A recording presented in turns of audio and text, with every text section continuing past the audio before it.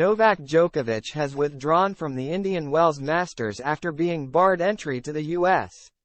One of Joe Biden's political rivals has urged the U.S. president to allow Novak Djokovic to play in the Miami Open as the controversy over the star entering the U.S. continued. Djokovic was forced to withdraw from the BNP Paribas Open in Indian Wells this week over his continued refusal to be vaccinated against COVID-19. It follows the 22-time Grand Slam champion missing the same events last year and the U.S. Open in September. And sure enough, those not jabbed remain forbidden from traveling to the U.S., meaning further frustration for Djokovic and his camp. That's despite him being backed by the United States Tennis Association, USTA, while the official U.S. Open account last week tweeted, "Novak Djokovic is one of the greatest champions our sport has ever seen."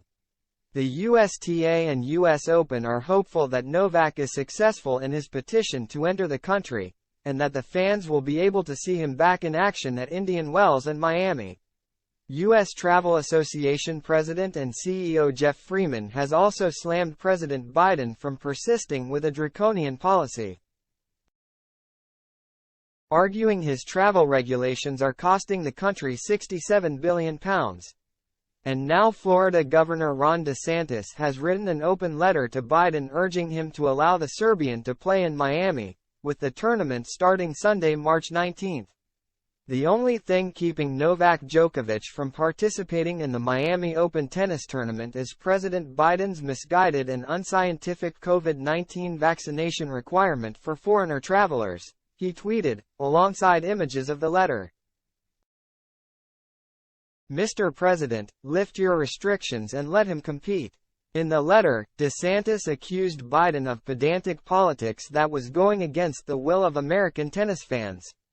"The denial is unfair, unscientific, and unacceptable," he added, arguing the presence of Djokovic posed no risk to the public.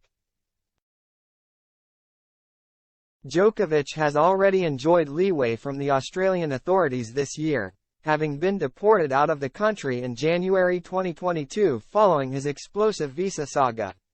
He was duly handed a 3-year ban from revisiting the country.